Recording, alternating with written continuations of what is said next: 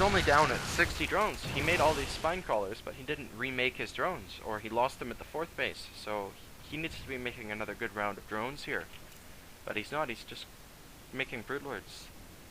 But this is not sustainable. I mean, if the first Broodlord Deathball didn't win, the second one probably won't. If I was him, I would be just making pure defenses, making lots of drones and lots of spine crawlers, and trying to transition into Broodling, or rather, Baneling Ultraliths. But with that loss of drones, it's just set him so far back that, you know, that's a really big thing to ask of him. And you know, here comes Courage. He's pushing out. He's not going to give him that time. I guess he realizes too that this is going to be the time where Zerg wants to rebuild, and he's not going to give him that breathing room. I mean, there's some spines here at this base, but ideally he'd like to have about 3 or 4 times as many as this.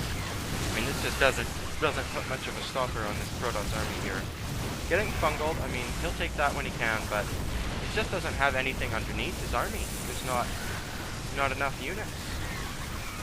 It looks like he may clean this up with the Zergling reinforcements, but at what cost? I mean, he's going to lose all of his Broodlords again, and he's going to lose some Infestors too. I mean, that's just not the position you want to be in if you're Yekke. So falling back now, saves his Colossus and an Immortal. This is very important, keeping those powerful gas-heavy units alive, and be able to use them in the next push. And at this point, things are looking very, very grim for Yekke. I mean, he's just starting to mine from his 4th base again. Doesn't even have enough drones to saturate the gases. It's still producing Zerglings. I'm a bit skeptical of this decision, but that is his decision. And he's going to be trying to get back the 5th base, but you know, it's going to be tough. It's going to be a challenge. Burrowed Zergling once again denying a base. It's a very nice little play here, although I don't know if it'll be enough. Oh, High Templar drop coming. Oh boy. Looks like he's gonna storm the mineral line. Ouch. Not quite killing all the drones. Good reaction time there by Yekke, pulling them away. If he hadn't pulled those, he would have lost, you know, maybe 10. Already 20 worker kills for Courage though. I guess that'll be the 4th, that'll be the battle up here. Okay, and the Zealots warped in here. Looks like they might have been meant to go pressure, but they found some Zerglings. They started to fight those. Zerglings are going to scout this flight beacon, so they will know that a mothership is on the way. And yeah, adding more Corruptors, because that is a good choice. Big Zealot warp in here off of the Warp Prism, as well as potentially another Storm. Now, oh, all those drones. Ouch! Oh man, huge Storm there from Courage. That's gonna have killed only 3 more workers. I might have expected it to be a bit more, but still, I mean, having all these drones in the red like that, that's gonna mean the next time he comes in for a storm, it's gonna kill them really quickly.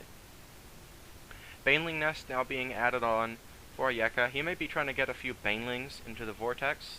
That's a really, really nice answer to the Mothership Vortex, is if you can get 10 or 20 Banelings inside of it, when they blow up, all the Protoss stuff dies. Like, the Archons don't even have time to shoot your Broodlords, because the attack animation of a Baneling blowing up comes faster than an Archon. The Archon kind of has to move its hand up. So if you can blow up all those Archons before they kill your Broodlords, you will not lose anything, aside from the Banelings. But that's very... usually, if you're doing some sort of aggressive push with Broodlords, you're not going to have the spare gas to just go and make 20 Banelings. And if they're not upgraded, they may not do enough damage anyway, because you need a really lot of Banelings to kill an Archon. But if you can get enough, it becomes very, very, very good position for you.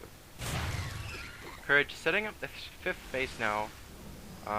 No real way to deny it for Yekke. He's going to burrow some Lings there, presumably to unburrow them and harass the probes when the probes start mining. I like that move. I think that's a good little move. But the problem for him is this massive death ball. I mean, there's going to be Archons galore, 7 Archons, 4 Colossus, a whole whack of Stalkers, and a Mothership. on the back of 73 probes. I mean, this means he can remake this army. Oh, and another Storm Drop. This High Templar has 32 kills. 32 kill High Templar. Sorry I missed that, but he must have just come in here for another storm, and just... That's been a thorn in Yekke's side all game long.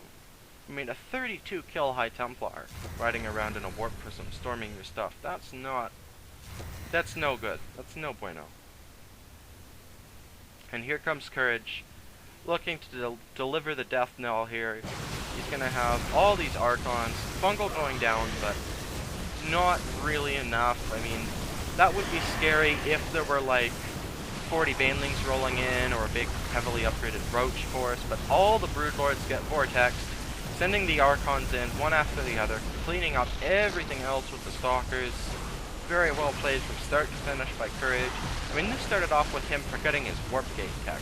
He wanted to do a 4-gate, and he couldn't even do that. Every Broodlord just disappears, and Yekke leaves the game. Very, very nice effort from Courage. Really solid game from start to finish. Well played.